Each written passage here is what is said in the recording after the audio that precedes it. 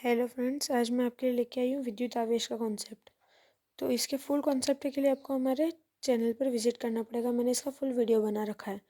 तो विद्युत आवेश, इलेक्ट्रिक चार्ज। आवेश किसी भी पदार्थ का वह गुण है जिसके कारण पदार्थ में वस्तु में विद्युत या चुंबकीय क्षेत्र उत्पन्न एवं महसूस किया जा सकता है। मतलब आवेश ही वह गुण है किसका, पदार्थ का, जिससे विद्युत और चुंबकीय क्षेत्र उत्पन्न भी किया जा सकता है और महसूस भी किया जा सकता है। किसी भी वस्तु में इलेक्ट्रॉन की अधिकता या कमी होना आवेश को प्रदर्शित करती है। इलेक्ट्रॉन की अधिकता, इलेक्ट्रॉन पर नेगेटिव चार्ज होता है, तो अगर अधिकता होगी तो ऋणात्मक आवेश, अगर कमी हो जाएगी तो धनात्मक आवेश। यानी कुल मिलाकर इलेक्ट्रॉन पर निर्भर करता है किसी भी पदार्थ में आवेश, यानी विद्युत आवेश। आवेश को हम क्यू से प्रदर्शित कर रहे हैं। क्यू इक्वल आई टी, आई यानी धारा और टी यानी टाइम। ठीक है। अब हम आवेश के कुछ गुण देखेंगे। आवेश के गुण, सबसे पहले उसमें आवेश की संकल्पना, कॉन्सेप्ट ऑफ चार्ज। आवेश को इंग्लिश में क्या बोलते हैं, चार्ज।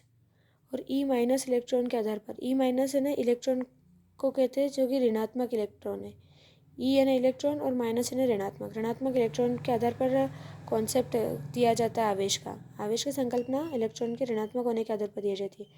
यदि कोई भी पदार्थ किसी अन्य पदार्थ को इलेक्ट्रॉन देता है तो उस पर कौन सा चार्ज रहेगा, धनावेश। इलेक्ट्रॉन पे होता है माइनस, अगर आपने किसी को माइनस दे दिया तो आपके पास माइनस कम हो गया, माइनस कम होने के कारण आपके ऊपर आ जाएगा धनावेश। और यदि कोई इलेक्ट्रॉन को ग्रहण करता है तो उस पर होगा ऋणावेश, यानी आपने किसी चीज़ को ग्रहण किया तो आप उसके ऋणी हो गए, यानी ऋणावेश। इसके लिए मैंने एक ट्रिक लिखी है, देने वाला धनी और लेने वाला ऋणी। आपने एक बात सुनी होगी, जो हमेशा देता रहता है वो हमेशा धनवान रहता है और लेने वाला हमेशा ऋणी यानी कर्ज में डूबा हुआ रहता है। तो यहाँ पर ऋणी, ये कॉन्सेप्ट अपन याद रख सकते हैं। ठीक है, आप इसे अच्छे से नोट कर लीजिए। मोस्ट इम्पोर्टेंट टॉपिक है क्लास 12th का।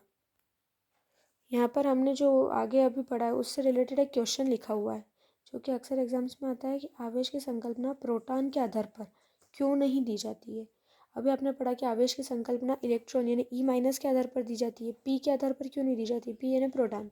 तो प्रोटॉन के आधार पर क्यों नहीं दी जाती, इसके दो कारण है। पहला, तो प्रोटॉन के नाभिक में प्रबल नाभिकीय बल से बंधे होते हैं। प्रोटॉन का जो नाभिक है वो प्रबल नाभिकीय बल से बंधा होता है और इलेक्ट्रॉन और ये प्रोटॉन के नाभिक से क्रिया नहीं कर पाते, इसलिए इसके आधार पर संकल्पना नहीं दी जाती। दूसरा है, प्रोटॉन का जो द्रव्यमान है वो इलेक्ट्रॉन की तुलना में बहुत अधिक होता है।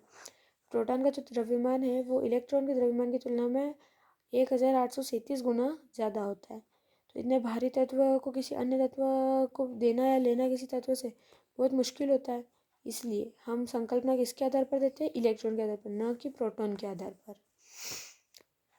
अब आवेश के प्रकार, आवेश कितने प्रकार का होता है। अभी मैंने आपको बताया कि इलेक्ट्रॉन देना और इलेक्ट्रॉन लेना दो क्रिया होती है।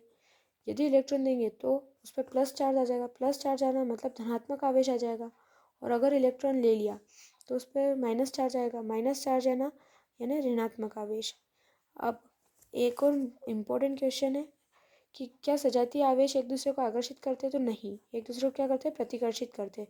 जैसे कि अगर प्लस प्लस हुआ, किन्हीं भी दो चीज़ों में अगर एक धनावेशी थे दूसरी भी धनावेशी थे तो वो एक दूसरे को प्रतिकर्षित करेगी यानी दूर दूर जाएगी एक दूसरे से। अगर माइनस माइनस दोनों ऋणावेशी थे तो भी दूर दूर जाएगी, लेकिन अगर एक धनावेशी थे और एक ऋणावेशी थे यानी विजातीय आवेश है दोनों पर, प्लस माइनस या माइनस प्लस है, तो क्या होगा, आकर्षण होगा। क्या होगा, आकर्षण। वो दोनों एक दूसरे को आकर्षित करेगी। अब आवेश का मात्रक, यूनिट ऑफ चार्ज, क्या होता है आवेश का मात्रक। तो सबसे पहले आवेश का फॉर्मूला क्या होता है, विद्युत धारा इंटू समय। विद्युत धारा का मात्रक एम्पियर, समय का मात्रक सेकेंड, तो आवेश का मात्रक होता है कूलाम। इसका एसआई मात्रक है कूलाम और सीजीएस मात्रक है स्टेट कूलाम। ये मोस्ट इंपॉर्टेंट है, ये हमेशा ऑब्जेक्टिव में 2 नंबर के क्वेश्चंस में, 1 नंबर के क्वेश्चंस में हमेशा पूछा जाता है हर बोर्ड एग्जाम में। तो प्लीज़ इसे अच्छे से याद कर लीजिए कि आवेश का मात्रक जो है वो कूलाम है और इस कूलाम के कारण इसे क्यू से प्रदर्शित कर रहे हैं। ठीक है, ये ध्यान रखना। एक कूलाम सी बराबर 3 × 10⁻⁹ स्टेट कूलाम। ये बहुत इंपॉर्टेंट है कि स्टेट कूलाम और कूलाम में क्या संबंध है। तो एक कूलाम बराबर 3 × 10⁹ स्टेट कूलाम। इसका विद्युत चुंबकीय मात्रक EMU होता है, यानी एक कूलाम बराबर 1/10 EMU। कूलाम का विद्युत चुंबकीय मात्रक EMU से क्या संबंध है कि एक कूलाम बराबर 1/10 EMU। और इसको फेरड में भी लिख सकते हैं। आवेश का सबसे बड़ा मात्रक फेरड होता है। फेरड क्यों होता है, क्योंकि 1 फेरेड बराबर 96,500 गुलाम। 96,500 गुलाम होता है 1 फेरेड का मान। ये बोर्ड एग्जाम में हमेशा पूछे जाते हैं, ये मान आप प्लीज़ अच्छे से याद कर लीजिए।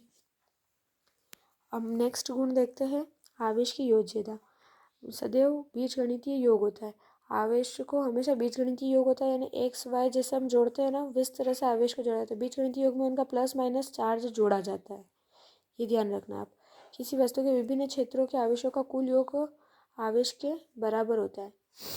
किसी वस्तु में, जैसे कि मान लीजिए पेन है, इसमें पूरा जो आवेश है वो क्यू है, इसके ढक्कन में आवेश Q1 है, इसके पीछे इस में जो डॉट लगा हुआ है इसमें आवेश Q2 है, बीच की रिफिल में आवेश Q3 है। इन सबको जोड़ने पर जो टोटल आवेश आएगा वो क्या आएगा, Q आएगा। ठीक है, वैसे ही आवेशों को चिन्हों के साथ जोड़ा जाता है। बीजगणितीय योग हमने शुरू में लिख दिया। बीजगणितीय योग में क्या होता है, प्लस माइनस को जोड़ा जाता है। ये देखिए Q1 प्लस, अब Q2 मान लो कि ऋणात्मक आवेश है।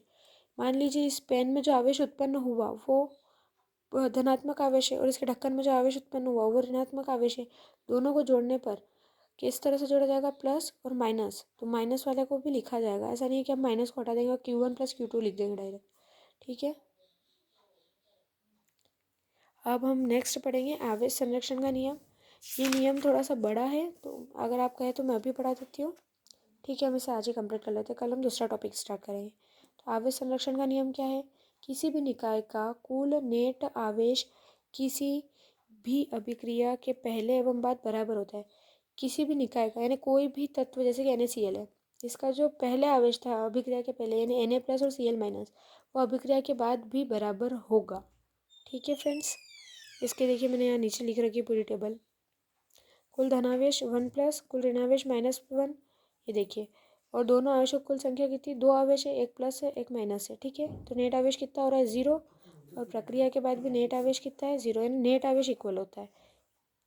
ठीक है फ्रेंड्स, तो ये हमारा आवेश संरक्षण का नियम भी हो गया है, और ये नियम मोस्ट इंपॉर्टेंट नियम है। ये 5 नंबर में भी आता है, 3 नंबर में भी आता है, तो प्लीज़ इसे अच्छे से कवर कर लीजिए। Thanks for watching, please like share and subscribe.